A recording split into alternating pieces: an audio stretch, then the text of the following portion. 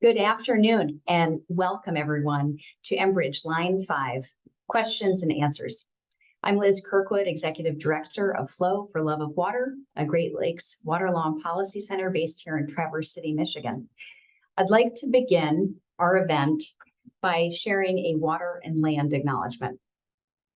For Love of Water is located on lands historically occupied by the Anishinaabe, Odawa, Ojibwe, and Potawatomi nations. Please take a moment to acknowledge and honor the ancestral lands of the Three Fires Confederacy, the sacred lands and waters of all indigenous people and their continued presence. I am truly delighted to present this webinar with our partners at the Oil and Water Don't Mix campaign. Today, you are part of an amazing live audience of nearly 700 people who care deeply about Line 5, the Great Lakes, state and tribal sovereignty, regional energy and water security, and smart solutions on climate change.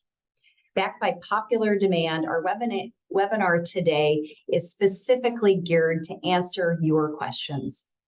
Our expert panel will be answering questions that participants submitted in advance, as well as questions posed during live this event. Please put your questions into the Zoom Q&A, and we will also be taking questions via Flow's Facebook live feed. And of course, we're going to be trying to answer as many questions as possible. We'll conclude with a series of specific actions that you can take. As always, we are grateful for your time and interest, and we're delighted to be able to bring you this free webinar supported with a generous gift from an anonymous sponsor. Funding from generous donors like you make this programming and webinars like this possible. Now I'd like to introduce our masterful moderator, Skip Press, who's Flow's senior legal advisor and an energy expert with decades of experience in both the public and private sector. Welcome, Skip. Thank you, Liz, and welcome everyone. Good afternoon. Today we are very fortunate to have our panel of experts back. They are Riaz Kanji, whose firm represents the Baden River Band in the fight against Line 5. Welcome, Riaz. We also have Christopher Clark, who is the supervising senior attorney of Earth Justice, and Earth Justice represents the Bay Mills Indian community. And then, welcome, Christopher. And then finally, we have Sean McBrady, who is the campaign coordinator for Oil and Water Don't Mix, and he is also the Michigan director of the Michigan Clean Water Action organization. So we are, as Liz said, we are going to attempt to answer as many questions as we can today in the 40 minutes that we've allotted for this. But before we begin, we just want to, again, set the context and ask Riaz to give us a brief legal update of where we stand with regard to the litigation in the cases against Line 5. Thank you, Skip, and I want to thank Flo for hosting this follow-up webinar. There were so many terrific questions that were posed during the last webinar, and I think we all felt badly that we couldn't get to them. So hopefully we will rectify that, at least in part today. I have been asked to do some table setting in terms of where the litigation stands in both the Wisconsin and Michigan sides of the fight. And I'll try to do that as succinctly as possible. On the Bad River side of the ledger, and we talked about this some during the last webinar, we did receive a decision from the federal trial court in Wisconsin in June. I want to state this very clearly because you would not gather this if you were reading any of Enbridge's propaganda about the decision, including the full page ads they've been running in various newspapers as we head into tribal elections at Bad River next week. But the bottom line of the district court's opinion is this: Enbridge is operating a public nuisance in trespass on sovereign tribal lands. And I think all elements of that are critical. The district court found Enbridge to be operating a public nuisance. And what that means is that Enbridge's operations on the Bad River Reservation pose a imminent threat of environmental catastrophe. That was a conclusion of the district court. And secondly, that Enbridge's continued transmission of oil and natural gas liquids through the Bad River Reservation is being done as a continuing trespass that has now at this point gone on for more than a decade. The remedies that the district court offered or ordered for the trespass was to order that the pipeline be shut down within 3 years, June 16, 2026. That is a firm date for the decommissioning of the pipeline under the district court's order. And with respect to the public nuisance, that the pipeline might be shut down far sooner than that. The district court ordered a shutdown plan with triggers for next spring when the flooding season starts again at Bad River. That easily could be triggered. And that's another point I want to highlight for everyone. There is a very real possibility that the pipeline could be shut down as early as next spring, and market participants and others need to responsibly be planning for that. The pipeline, the Bad River is now within 11 feet of exposing and undermining the pipeline. The river has migrated over time. It is now only 11 feet away. And if that sounds like a short distance to you, that's because it is. It's a astonishingly short distance. The band had asked that the pipeline, in fact, be shut down once that distance got within 15 feet. The district court, not willing to shut the pipeline down immediately, has ordered triggers which will essentially call for the line to be shut down once the river is within 5 feet of the pipeline.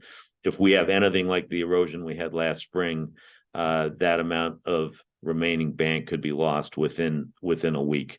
So I do want to underscore that the situation at the Bad River is a very precarious one, and that with any amount of spring flooding, we do fear that we could be in a situation where Enbridge has to act very quickly and swiftly to shut the pipeline down and purge it of oil, or we could be facing a disaster along the lines of the Kalamazoo River spill with that amount of spill oil released into the Bad River and Lake Superior.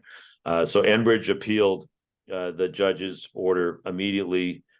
We have cross appealed on the remedy issues. We think that 3 years is too long to bless an ongoing trespass on tribal lands. No federal appellate court in the country has ever blessed a trespass of that period of time on tribal lands.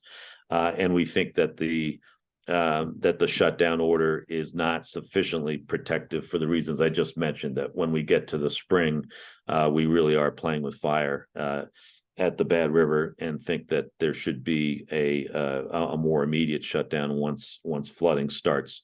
The Enbridge arguments raised on appeal are ones that have a lot of carryover to the Michigan situation as well. Enbridge's main arguments are that a 1977 pipeline treaty between Canada and the U.S. sort of preempts everything that we're all doing with respect to seeking to enjoin a pipeline that's in trespass, both at Bad River and now at the Straits of Mackinac, and also prevents efforts either by the state of Michigan, the Bad River Band, or others to impose environmental protections, sane environmental protections on the pipeline. It's really a very broad, sweeping argument that they're making about the force of this treaty. They're supported in that by the government of Canada.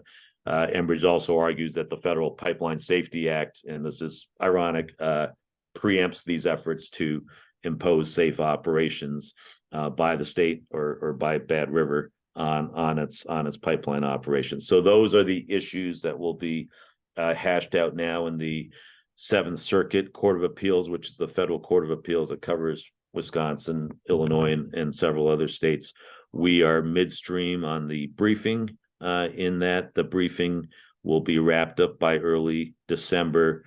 the band has received broad-based support and is very appreciative of broad-based amicus support from groups including the state of Michigan, tribes nationwide, businesses, the Great Lakes Business Network, Wisconsin environmental organizations, and also international human rights organizations who have called Canada to task for its abysmal record with respect to the fossil fuel industry and indigenous rights.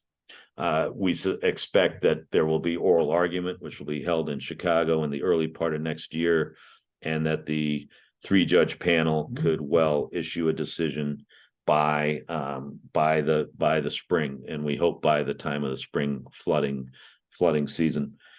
On the Michigan side of the ledger, there is movement, and that's the point again I want to underscore, because I think it has been frustrating to many that while there was great momentum developed in Michigan on the political side, which culminated in the Attorney General filing her suits to shut down the pipeline and its operation under the Straits, and then the Governor Whitmer's termination decommissioning order. Those took place now several years ago, and then we ended up in some litigation purgatory. The state's actions have got caught up in a jurisdictional quagmire about whether those actions belong in state court or federal court. And Enbridge honestly has been pretty masterful at tying things up. But we are now at a stage where I think that jurisdictional quagmire will be undone. The federal appeals court, which covers Michigan, that's the Sixth Circuit, has before it this question of federal versus state court venue. Briefing in that is also midstream. It will also be completed by early December. If the Sixth Circuit holds oral argument, it will be on an expedited basis. And I think we can be hopeful that the circuit will answer the jurisdictional question by next spring. Still a little ways away, but much closer. And this is really important to underscore. If the circuit holds that the case belongs where it does properly belong in state court, and the case, the state's case gets sent back to state court, it's really teed up to move expeditiously. At that point, the state court judge already had before him totally briefed out motions for resolution on the merits of the state's public trust claim. And there's been also a great deal of factual and expert development that's taken place both there and with respect to the Bad River litigation that will be relevant to what happens in Michigan. So the bottom line here is, I know these legal fights can seem like they take a lot of time, and they do. They take a great deal of time and effort. But I think we, both in Michigan and in Wisconsin, are nearing, very critical decisions that could well be dispositive as to the ultimate fate of the pipeline. Thank you, Riaz. We have received a series of questions that go to what happens, or ask what happens if you're ultimately successful and the line shuts down. Does that mean that the refineries currently served by Line 5 are no longer able to get oil, or are there alternatives? And in addition to that, we received a couple of questions this morning asking about propane as well. So what happens if Line 5 shuts down, and are there alternative ways of transporting that oil? Yes, it's a great set of questions, and obviously critical. Enbridge and the Canadian government have argued vociferously that shutting down the pipeline would essentially lead to economic disaster, the end of civilization as we know it. The amount of rhetoric has been it's been alarmist and expansive over the past few years, and this is one of the values of litigation. The rhetoric has been met with facts, and what's happened in both, especially in the Bad River litigation, since that's been further along. both sides experts had to prepare reports, testify under oath, and some very clear themes emerged from that expert testimony. The one I want to highlight, and I think this is critical to continue to repeat, Enbridge's own economics expert testified in court in Wisconsin that the net effect of shutting down Line 5 would be an increase in the cost of gasoline in Michigan and Wisconsin of 0.5 cent to 1 cent a gallon. Hardly cataclysmic. And in Ontario, a Canadian nickel, again, hardly cataclysmic. That's the price we would collectively have to pay for averting environmental disaster. There has been a very recent report produced by an industry group, professional logistics consultants who are, I will emphasize again, industry people, that does a great job of capturing all the economic information related to a Line 5 shutdown. This was just released this week. I will say, to be fully candid, PLG, the group that put this together, they were experts for the band in the Wisconsin litigation. That's how they first started studying the effects of a Line 5 shutdown. But since that trial concluded, they then continued to work on the issue and have now produced this industry white paper. And I think we're making links available to it. Anyone who's interested in the subject should take a look at this report. There's an executive summary that sort of encapsulates the issues very clearly, and then a fuller report which contains the details. And I will just speak very quickly here to this. But as this slide shows, what PLG has concluded after a great deal of thorough investigation is that almost immediately, if in the face of a Line 5 shutdown, 87% of the crude oil supply could be replaced. And when I say almost immediately, and they talk here about phase 1, that is within 3 months or less of a shutdown. Two things need to happen to replace 87% of the crude oil. There is excess capacity on Enbridge's Line 78, which runs a southern route that avoids the Great Lakes, the sensitive areas of the Great Lakes altogether. There is over 100,000 barrels of excess capacity on that line, which can be filled without any construction, expansion, anything of the sort. And refineries in Quebec, which have long received their crude oil from waterborne sources on the St. Lawrence Seaway, did that until just 6-7 years ago, could go back to doing that very economically. Those two things would take care of the great bulk of the crude oil supply. This graph here shows this very clearly, that in the event of a Line 5 shutdown, between those two things happening, and then just the continued use of other pipelines that supply these refineries, there would be no effect on refinery operations. And that is assuming we want to continue living in a world where we are replicating fossil fuel usage on a one-to-one basis. And I think, of course, I'm sure many of the people on this webinar recognize that is not actually the world we want to continue living in, unless we want to actually burn it down. But even with that as the assumption, it is replacing refinery oil is simply not a challenging task. On the propane side, I know there are a lot of questions about propane. There again are ready-made market mechanisms to replace the propane. And I'll just stress one fact, which I think underscores the ludicrousness of a lot of the Enbridge/Canadian talking points.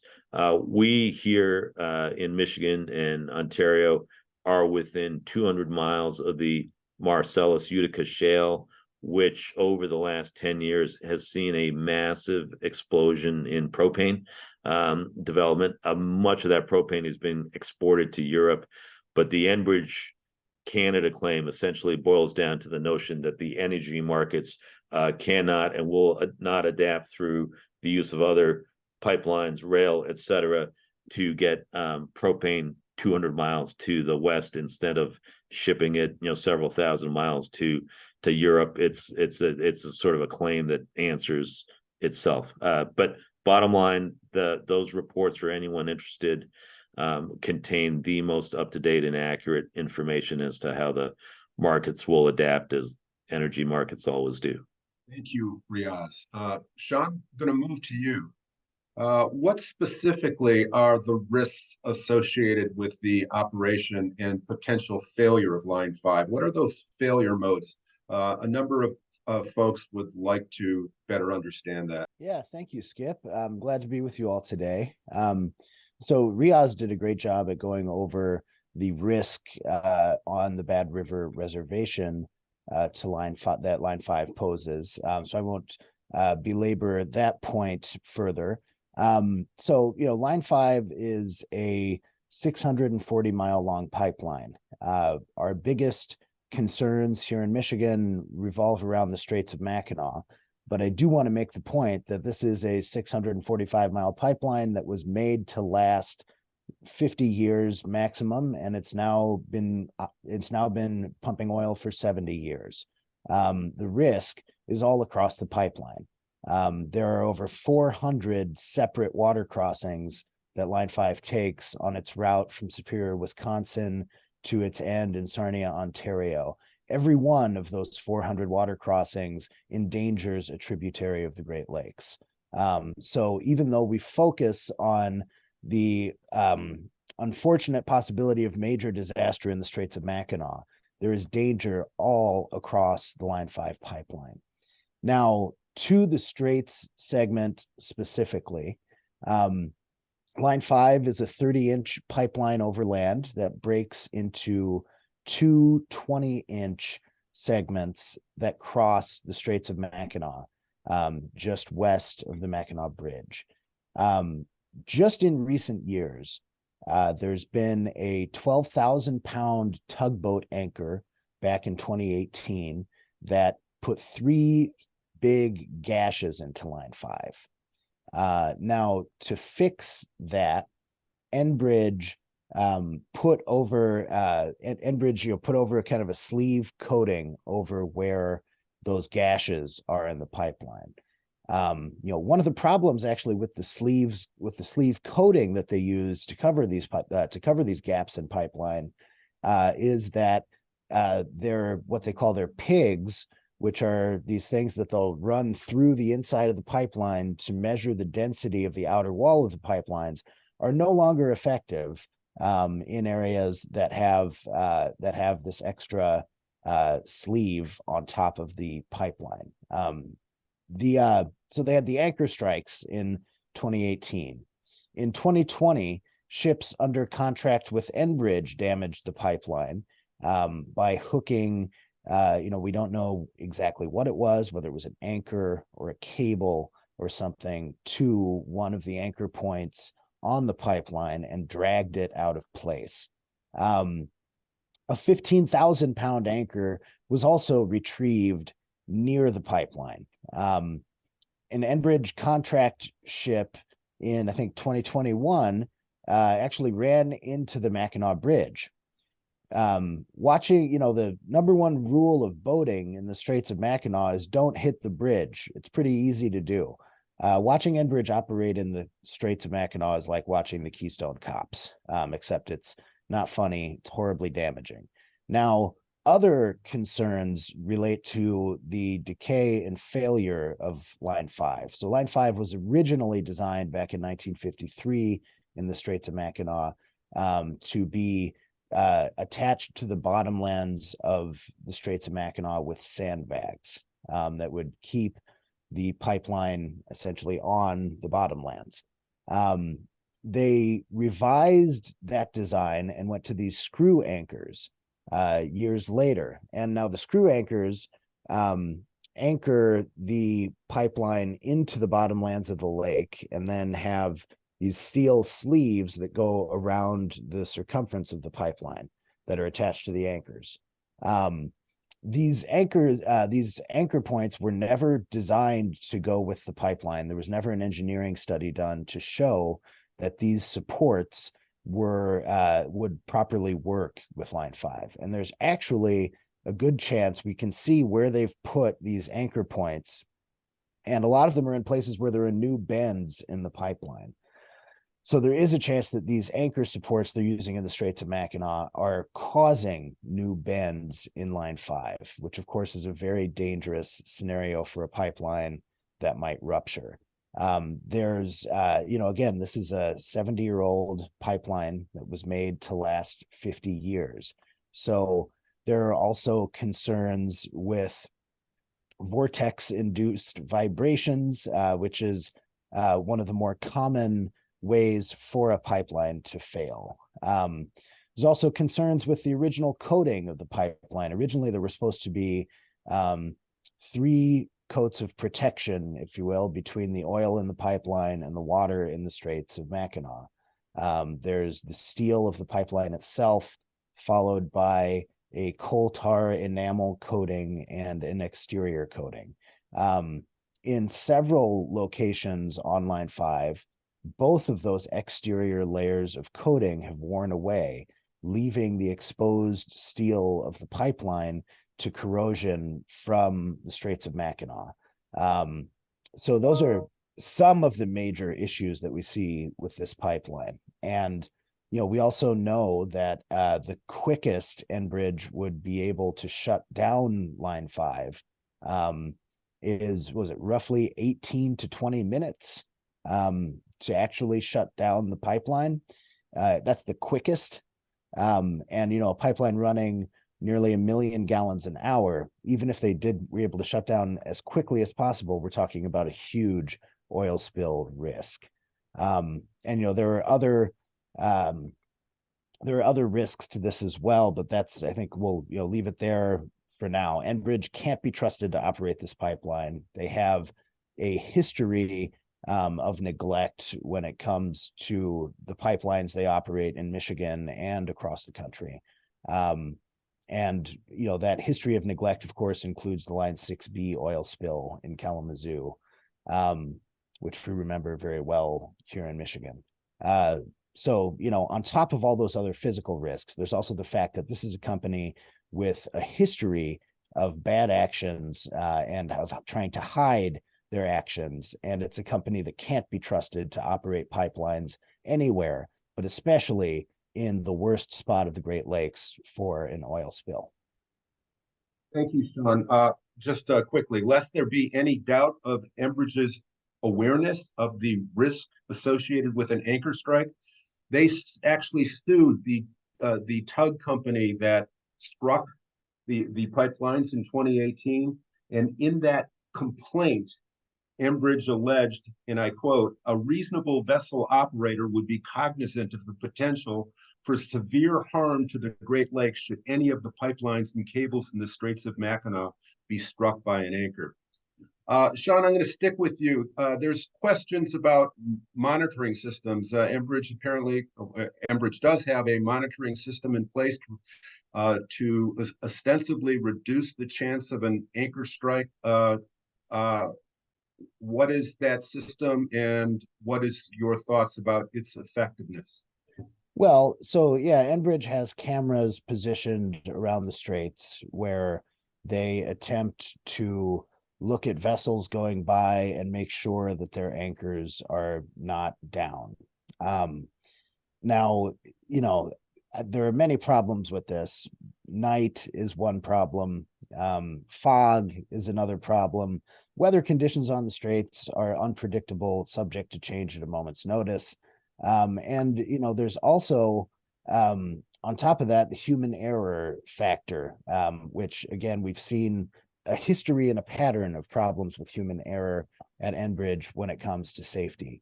On top of those issues, that there's simply monitoring vessel traffic.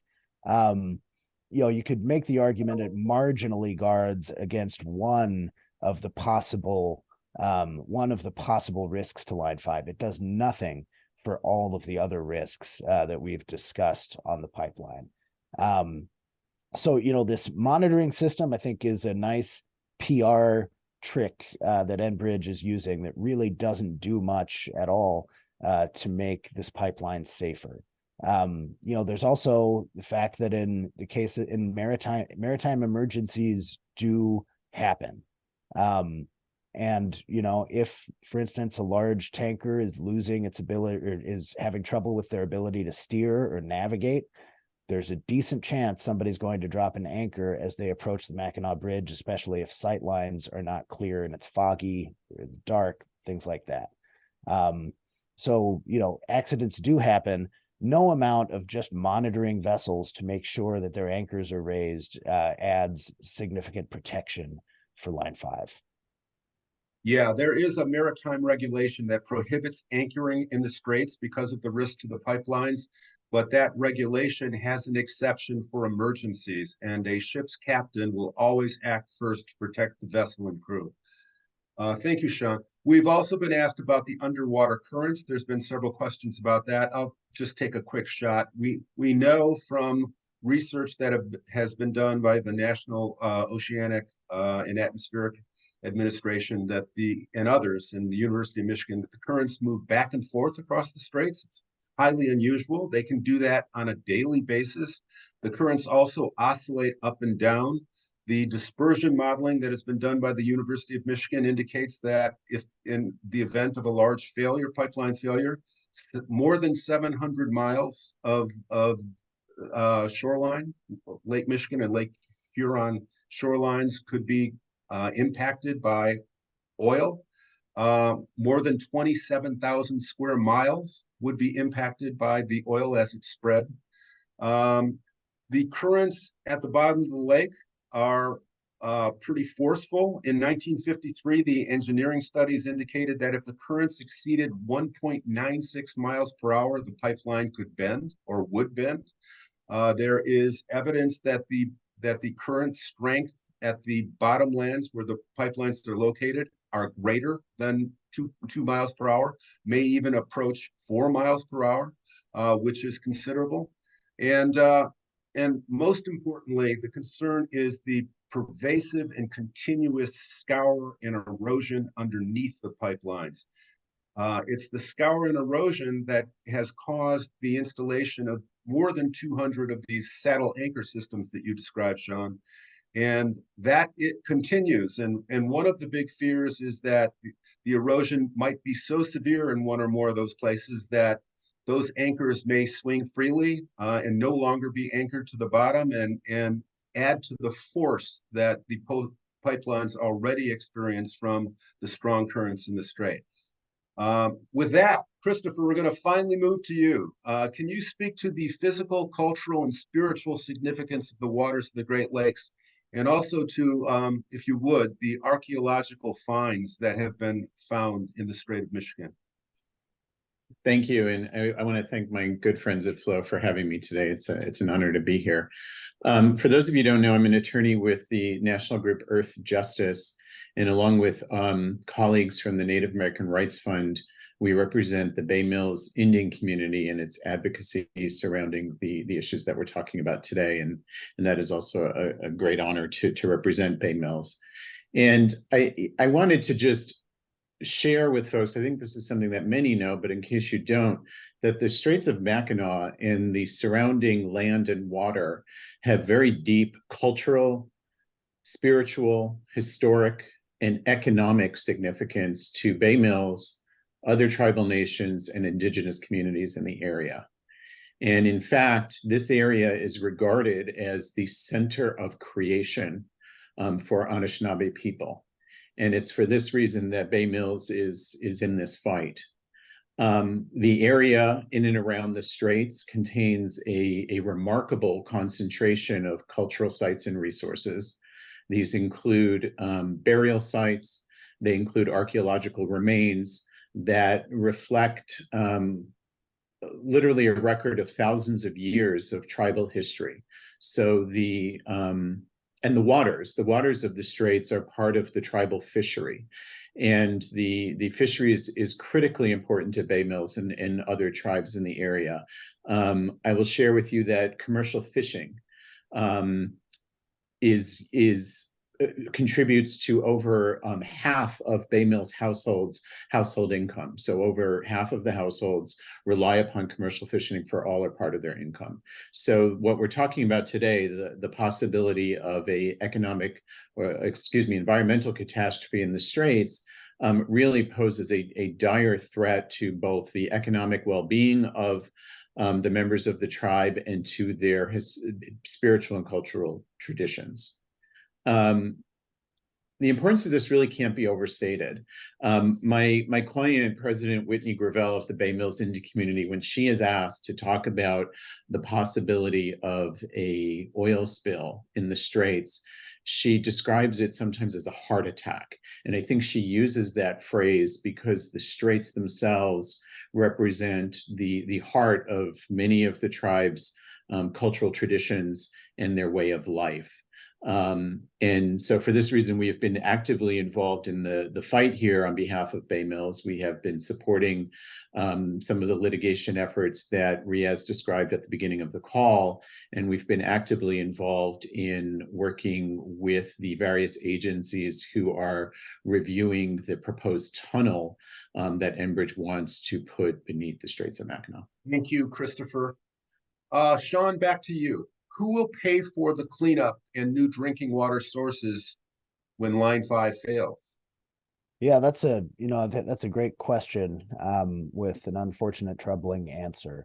So Enbridge, the way they're structured as a corporation, Enbridge Inc. has I think over 200 different subsidiaries.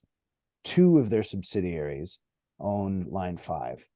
The way the corporation is structured, liability remains with the subsidiaries, even though profits flow up to Enbridge Inc. So essentially what this means is that the subsidiaries would be on the hook to pay for the cleanup of a Line 5 spill. However, in 2019, the Michigan Attorney General's office released a report. Oh, and so I should say as well, the subsidiaries are required to have financial assurance in the form of liquid assets totaling $1.878 billion, which is frankly a lowball prediction for how much an oil spill would cost. In fact, Flo did an excellent study years ago with Michigan State University that pegged the damage from a Line 5 spill at closer to, I believe it was $5 billion, with economic damages going far beyond that. Now they're required to have $1.878 billion in liquid assets as financial assurance against a spill. But according to the Attorney General's 2019 study, the subsidiaries combined did not have even that $1.878 billion in liquid assets. And, unfortunately, one of the possibilities here is that if Line 5 were to spill, the people who would be on the hook are the Michigan taxpayers, because when these subsidiaries go bankrupt, it's going to be left to the state, to the federal government to take care of this oil spill and to the extent they can clean up the Great Lakes. But on top of that, no amount of money can actually clean the Great Lakes from a major oil spill. The best the oil industry has ever done at cleaning up an open water spill is getting around 20% of the product that was spilled. So, even a successful cleanup will not address the problem. And, eventually there's no way to buy more clean water. I think, that we all know that. And that's why I think a lot of people are here and care so deeply about this issue. We're in the age of a climate crisis where the Western United States, we're seeing increased droughts all the time. And here we are sitting with 20% of the world's fresh surface water, and we're keeping it at risk for an oil company's profits. So I just want to add, in a legal proceeding in Minnesota, Enbridge's chief financial officer testified under questioning that Enbridge Inc., the Canadian parent, would not be financially responsible for accident admissions of its subsidiaries. So, that underscores the fact that we don't have liability protection for a pipeline spill. Christopher, back to you. How is the U.S. Army Corps of Engineers' recent announcement that they will not consider the entirety of Line 5, that's 640 miles that Sean referenced, in their environmental impact statement review process? Thank you, Skip. So the Army Corps is conducting a environmental impact statement review process with respect to Enbridge's proposal to construct a tunnel under the Straits of Mackinac. And on behalf of Bay Mills, we have argued that the scope of the Army Corps' review should include the direct, indirect, and the cumulative impacts of this project in an area beyond simply the proposed 4-mile crossing at the Straits. And as you mentioned so far, we've not been successful in persuading them to take a more expansive view. Instead, they are looking at really the 4-mile segment that's crossing on the Straits.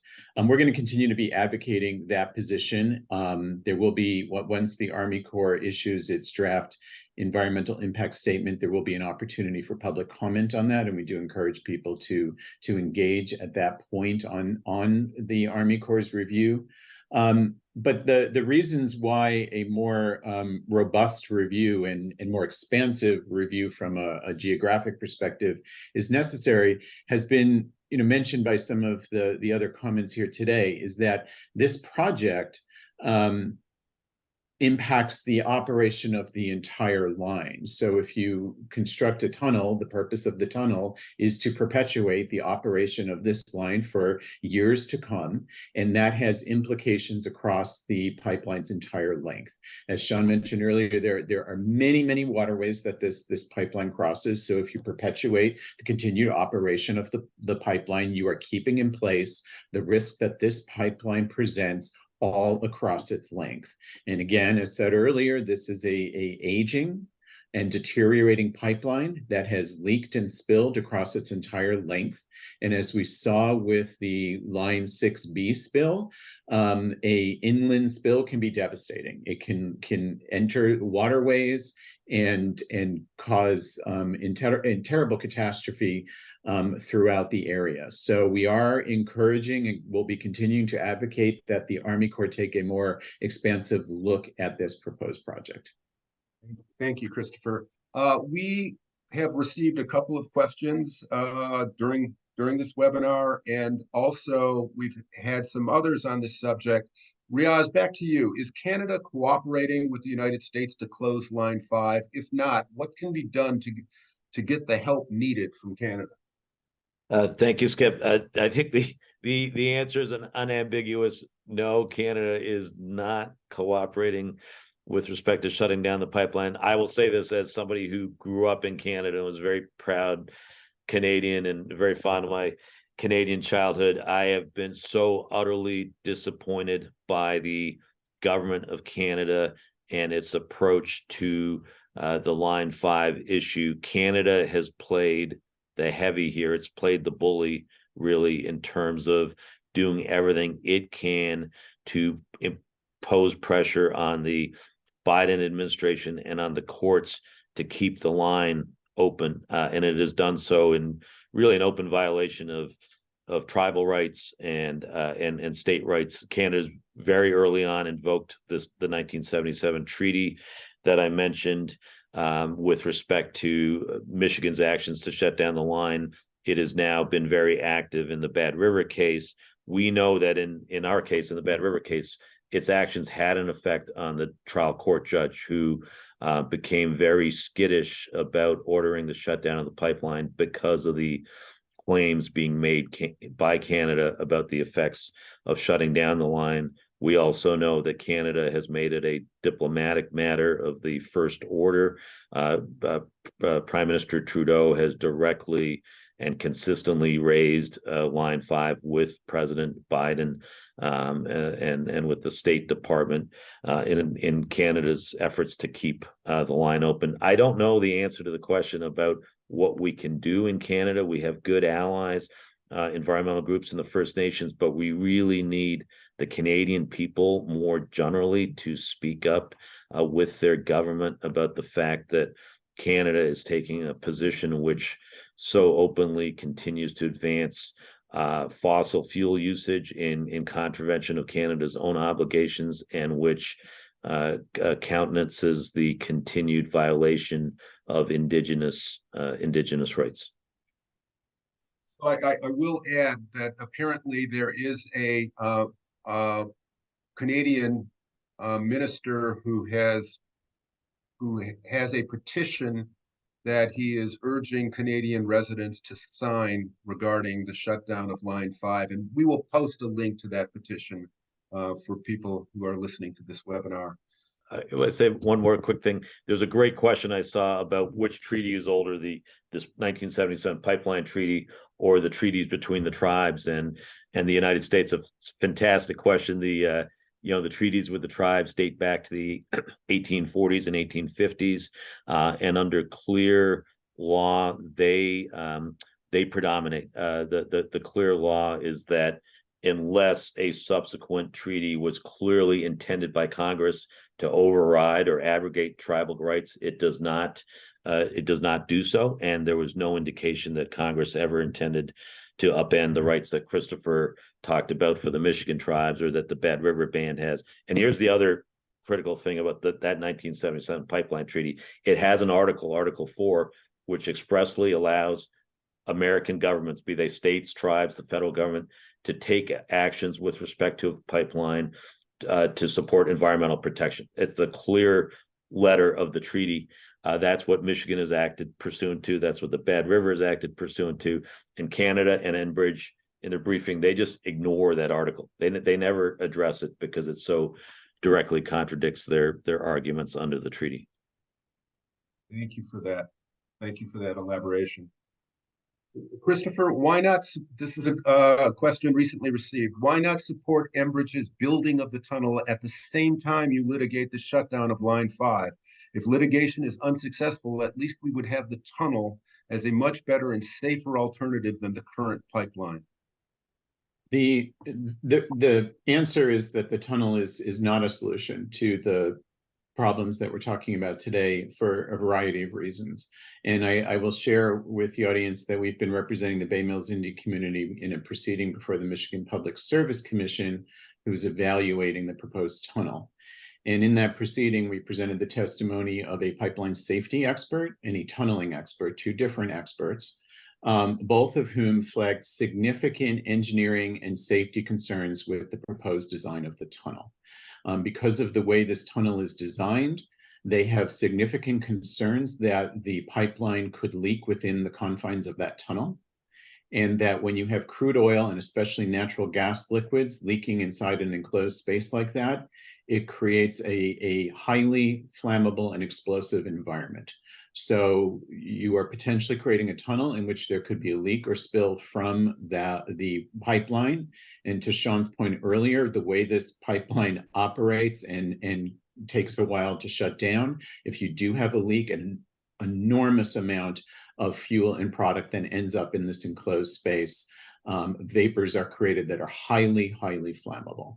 And an explosive event in that tunnel runs the risk of creating a very high temperature fire that causes the concrete of the tunnel to fail, which then exposes the underlying steel structure to a collapse or meltdown. So there is, what you're basically doing with this design is trading one set of risks for another.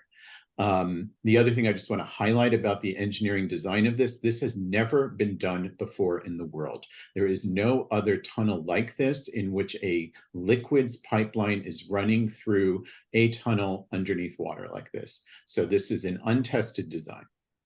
The second reason why we cannot support this tunnel is that, as mentioned earlier, it is absolutely imperative that we begin to transition to clean energy sources.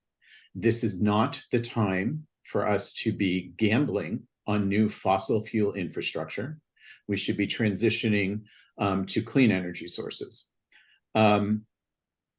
Third, the tunnel does not address the risk presented by Line 5 all along its entire length. As mentioned earlier, there are problems all along the length of this tunnel. So even if, which it's not, the tunnel is a solution to a problem in the Straits, it doesn't correct the threats posed on the Bad River Reservation. It doesn't correct the threats posed along the entire length of the pipeline. And then lastly, and we've made this argument to the Michigan Public Service Commission, kind of hearkening back to the comments made earlier, it is not reasonable or fair to construct a tunnel through an area that has such significant cultural, spiritual, and historic significance to indigenous people. Too often, environmental catastrophes and environmental risks are borne by indigenous communities and tribal nations. And so for that reason, Bay Mills is not in support of this tunnel, is actively encouraging the Michigan Public Service Commission and the Army Corps of Engineers and the other agencies that are looking at this to deny Enbridge's applications to construct this project. Thank you.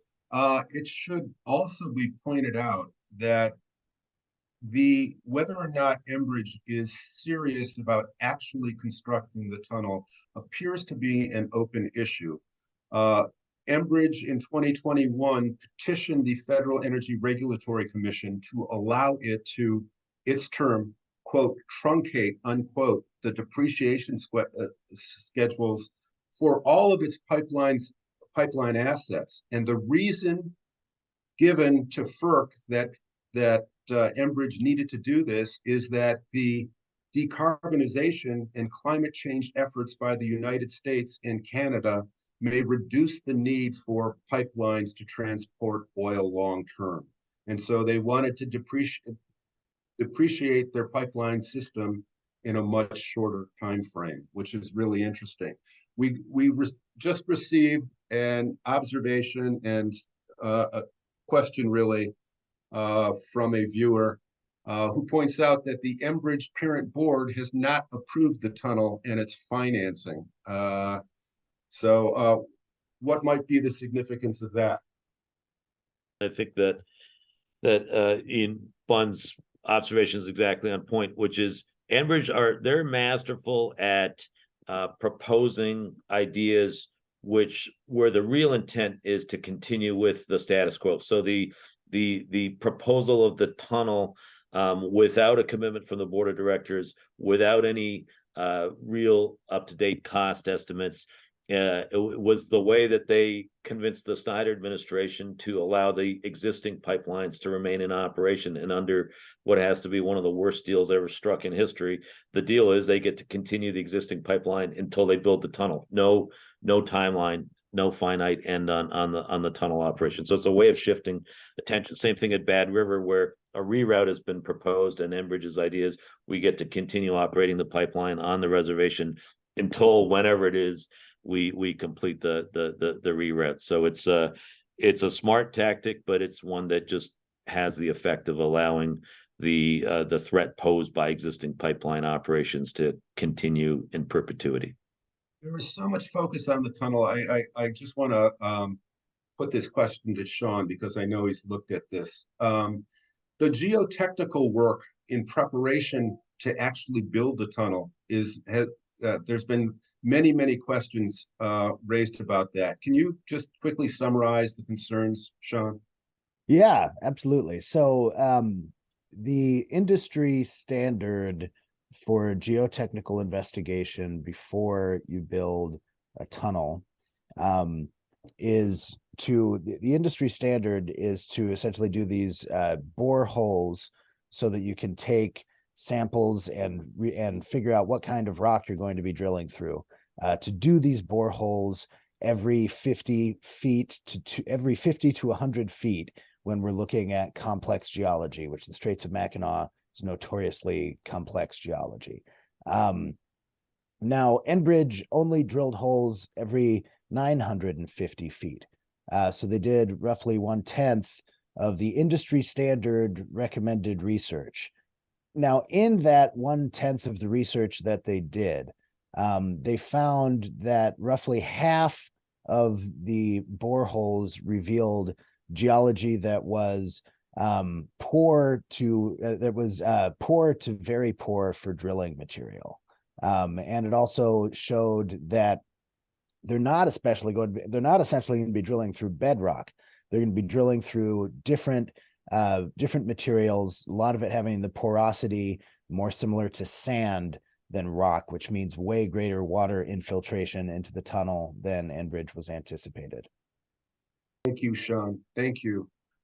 I think maybe you, Riaz, why would Michigan allow it? Why couldn't Canada run the pipeline through its own territory? They can. I mean, you could build a pipeline around the northern part of the lakes and across Ontario. It's a longer route, which is why I think it wasn't built that way in the first place. But the bottom line is Canada doesn't want to shoulder the environmental burdens of the oil transmission. And I think that's one thing that I think many people understand. But Canada's in a complete free rider situation here, where it derives the greatest amount of benefit from the vast majority of the oil and natural gas liquids end up in Canada and are used in Canada, and it shoulders none of the environmental burdens. Though as an audience member did rightly point out, of course, a catastrophe in the Great Lakes will affect Canada. And it's one of the things that has been so shocking is that people on the Canadian side of the border are not focused in the way they should be on the threat posed to Lake Superior or Lake Huron by the Line 5 spill. But the Canadian government, absolutely not focused, wants the benefits without any of the burdens. Pointed out by a viewer. This viewer says 60 to 70% of Line 5 oil is used to make chemicals such as resins in Sarnia, Ontario. Actually, what percentage of Line 5 content is actually used in North America? Excuse me, it says North America, but used in the United States. Yeah, and again, the answer in terms of the United States is a small amount. The vast majority of the oil is used in Ontario and Quebec. The vast majority of the natural gas liquids that's absolutely right, are processed in Sarnia as part of the petrochemical complex there. A small amount of propane is used for heating in upper Michigan and Wisconsin, and Enbridge sort of very masterfully took that and said, well, look, if you shut down Line 5, you're going to freeze people out of their homes. It's absolutely not correct. That PLG report evidences that with very small investments, and the government of Michigan has studied this very closely, very small investments, you can easily supply the propane that's required for heating homes.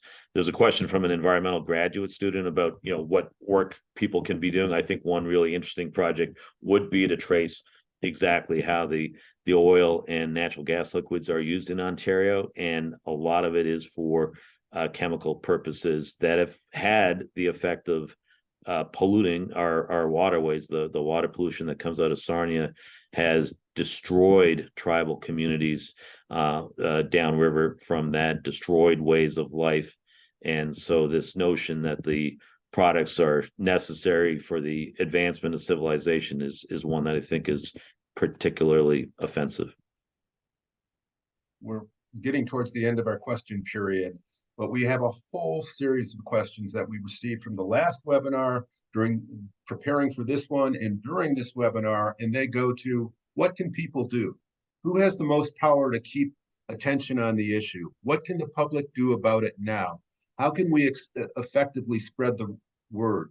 So we're going to turn this back over to Liz and Sean to steer people and to inform them as to the steps that they might actually take in furtherance of shutting down Line 5. Thanks, Skip, and a huge thanks to Riaz, Christopher, Sean, and all of you for just continuing to engage and answer these questions. So here's the part that you've all been waiting for. What can you do? We're going to be, first off, putting a link to all of these actions in the Q&A right now. We also are going to share this information with you in a post webinar email.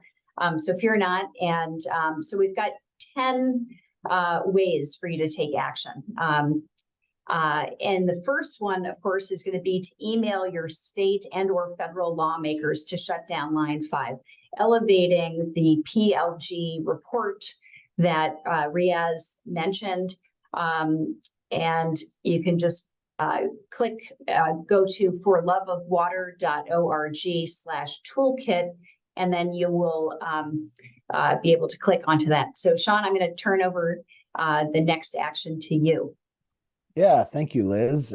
So the next action we have is resharing Line 5 social media posts. This is, an easy thing that people can do that really does make a difference in getting this issue out there in front of more people, especially as we lean on President Biden and his administration to take action. So, Oil and Water Don't Mix, Flow, Clean Water Action, Sierra Club, all the different organizations that are working together on this, National Wildlife Federation, there's tons of organizations working on this. Follow them, share posts that they make. There's also lawmakers who are already concerned and working on this. Recently, Representative Ro Khanna from California posted a great thread about Line 5 on Twitter, asking President Biden to take action. Sharing things like that can be very important to getting the word out about this issue. And, the next one, our third one here, is signing the Oil and Water Don't Mix petition to President Biden, which is an action that we have set up, calling on President Biden to revoke the presidential permit for Line 5 and use his authority as president to enforce Governor Whitmer's revocation of Enbridge's easement to operate in the Straits, and enforce correct and right the wrong of Enbridge trespassing on tribal territory. President Biden has all the authority that he needs to revoke that presidential permit. So please sign our petition asking him to do so. Liz? Thanks. So our fourth one is directed to our friends in Canada. As Riaz and everyone else has emphasized, Canadian engagement on this issue is vital.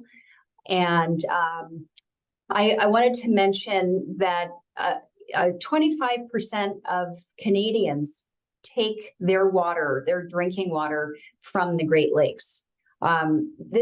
There's so much at stake here. And so we have a petition that the Environmental Defense has put together. And this is directed at Prime Minister Justin Trudeau and many of the ministers within the Canadian federal government. Back to you, Sean. Yeah, thank you, Liz. The last one on this slide, and this is a really crucial one I'd love for everybody to do. If you go to oilandwaterdon'tmix.org/volunteer and sign up to volunteer, we now have organizers in Michigan who are going to be leading volunteer teams in different areas all around the state. And we need everybody who's interested in this issue and wants to see change to sign up to volunteer so that we can use that. If you're not in Michigan, you can still sign up to volunteer. There's going to be other options and other things you can do remotely from wherever you are in Michigan, in the United States, in Canada, overseas. Please do sign up to volunteer. It's absolutely critical that we get as many volunteers as we can on board as we go into this push to build this into a national campaign and force the hand of the president. Back to you, Liz. Thanks, Sean. Our next action is a challenge, share 5 for Line 5. So we would ask you to share our fact sheet about Line 5, Oil and Water Don't Mix's fact sheets, and others. And again, the PLG report. We think this is a really critical piece to show our political leaders throughout the region, at the federal level, in both countries, that we can make this transition and we can shut down Line 5 in a planned and orderly fashion. You heard it from Riaz, 87% of the oil could immediately be switched within the existing system. We also know that we can't build additional fossil fuel infrastructure in this century to meet our net zero goals by 2050, according to the International Energy Agency. So please click on that and share, and find 5 people. Thanksgiving is coming up over the holidays, and these are opportunities to engage people in conversation.